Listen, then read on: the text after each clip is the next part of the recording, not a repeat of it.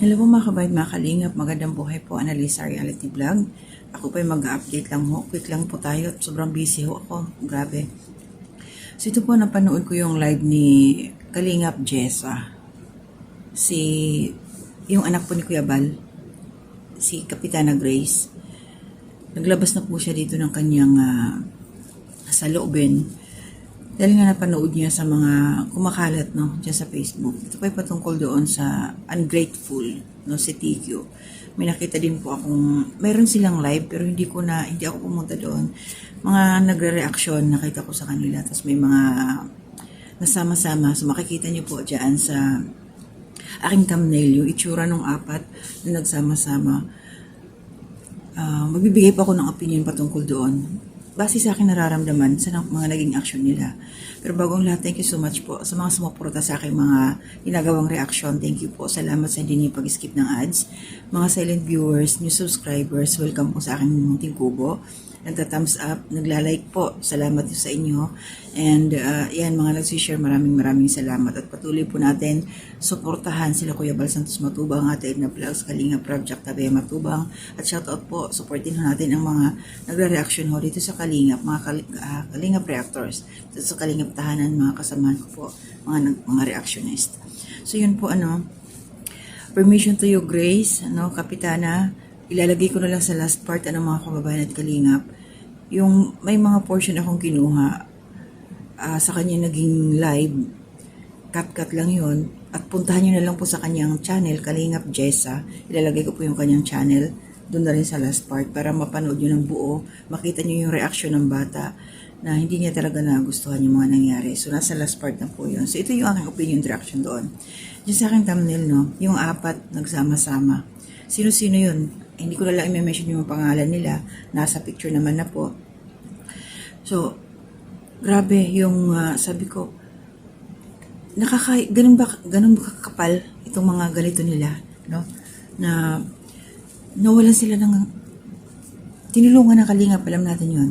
Yung respeto na lang sana ang kanilang pinairal, Pero grabe yung naging action nila, yung pinagtatawanan pa si Kuya Bal.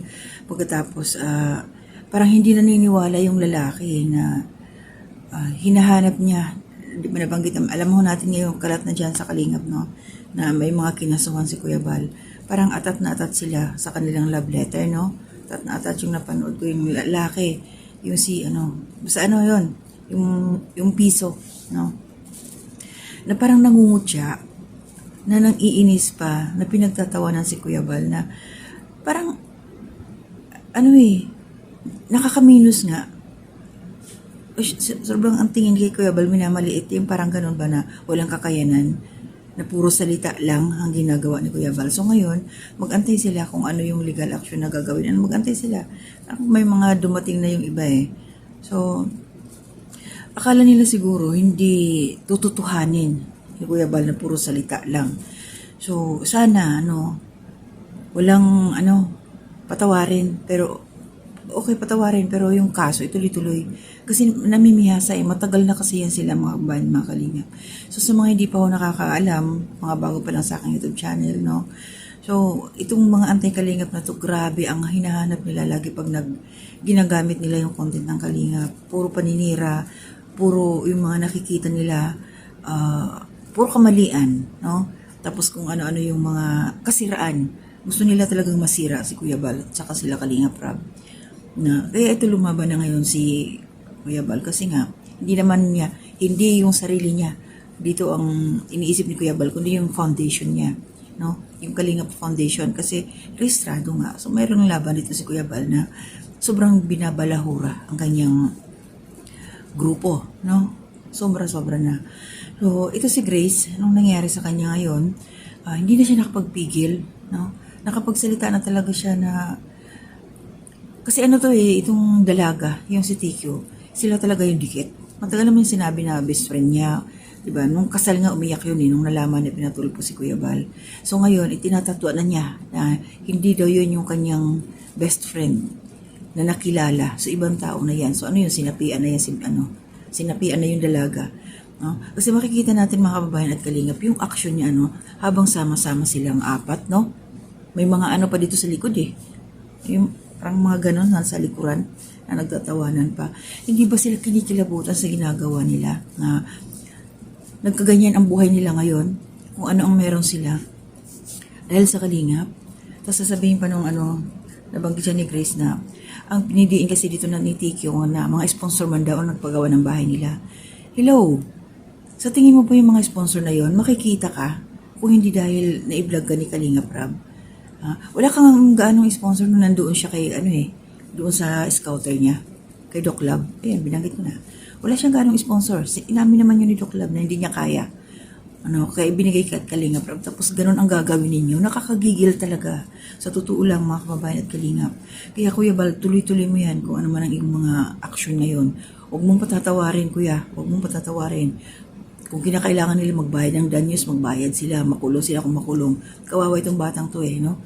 Bago-bago lang may kaso na, no? Ilang taon pa lang yan. Kailan lang nagdibu? No? Wala pa yatang 2018 lang. Bago lang nagdibu yan So, siya nahawa. Nahawa siya dun sa kanyang mga kasama. No? Wala na tayong magagawa kasi kahit yung nanay, kung the way niya magsalita, parang nangungunsinte. Yung parang akala mo, wala talaga. Hindi magandang impluensya. Kaya sa mga kabataan, pag napanood nyo yung mga video ng magandang na yan, nagpatulpo, please lang, mag-isip-isip kayo, huwag nyo gagayahin yung hindi magagandang gawi. No? Huwag nyo gagayahin, grabe. Kahit ako nanggigigil ako kasi grabe yung effort nila Kuya Bal, nila Kalingap Rab, tapos gaganunin mo lang. Diba? Sobra-sobra yung ugali ng batang to. Tapos nandoon sila sa loob ng bahay na pinagawa ng Kalingap. Yung bisita nila, no? Grabe. Nagagawa niyong umapak sa ganung kinalaban niyo yung naging instrumento para maipatayo yung bahay na yan. Tapos nandoon kayo sa loob. Ang kakapal niyo. Grabe. Sa totoo lang mga kabayan Kalingap, nanggigigil din ako. Kaya kahit sino, marami mga nagmamahal sa Kalingap na hindi talaga nagustuhan. Pero syempre, natin, mayroon proseso, may batas na susundin at pagpasa Diyos na rin natin. Grabe, ako naniniwala sa karma. Darating ang panahon, si Lord na ang maghuhusga sa kanila. Ito lang, grabe ang lagpak niyan, grabe ang karma niyan. Ang daming nananalangin na syempre, hindi naman natin ipinagpipre na mangyari sa kanila yon, maganon nga. Pero sa action nila, yung kanilang mga ginagawa mismo, sila ang gumagawa ng ikapapahamak nila. Sila ang gumagawa ng ikasisira ng, yan, kung anong meron sila ngayon. Maghihirap din yan, sa totoo lang. Darating din ang panahon na yan, yung paghuhusga ng Panginoon, sa kanila. Dahil nga, yung mga taong taos sa puso, yung ginawa para matulungan sila, ganun-ganun na lang ang kanilang mga ginawa. Malakas pa yan ninyo kasi siyempre may mga nag-i-sponsor sa kanila May mga naniniwala pa Pero tandaan nyo, meron nang nag-back out, diba? May reaction ako dyan. Meron nang naimasmasan. So, yung mga yan, yung mga sumusuporta pa sa kanila ngayon, medyo mainit pa yan. Hanggang kailan?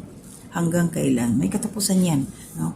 So, alam naman natin na bawat gawa, lahat ng kasamaan, may katapusan. No? Walang nananalo na kasamaan. Nananaig pa rin yung kabutihan.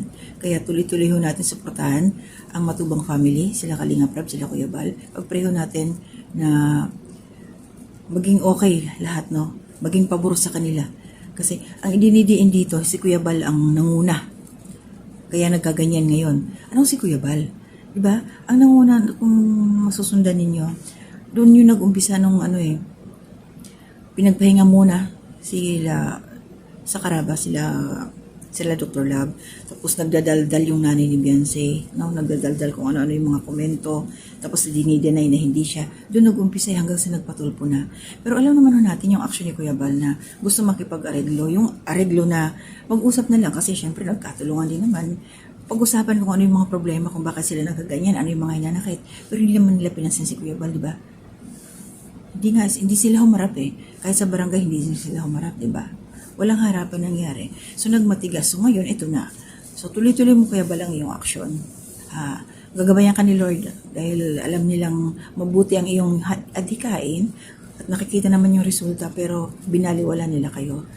Yung respeto lang sana ang pinaero nila. Kahit hindi na yung utang na loob, wag na yun. Kasi tumulong naman si Kuya Bal. Kumbaga, yan, oo na yan. Basta yung respeto na lang sana, pero nawala yung respeto na yun.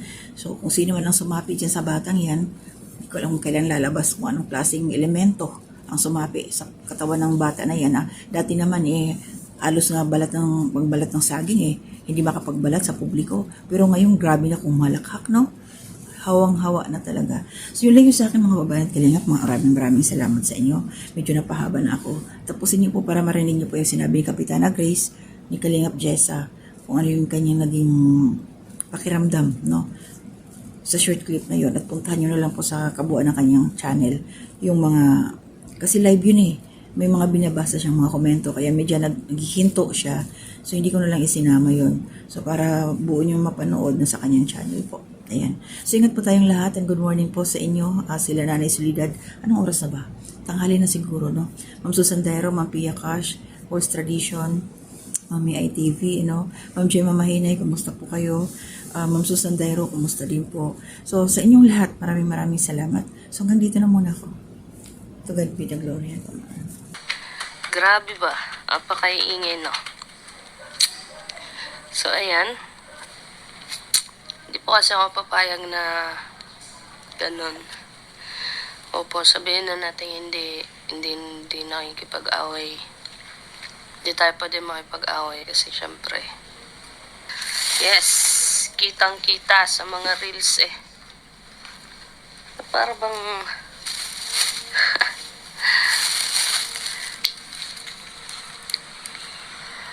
ayan. Ang pangit lang magsalita, no? Kasi di natin alam ang mangyayari, pero sobra na Good afternoon din po, mga Corazon. Alam niyo po yung feeling na grabe yung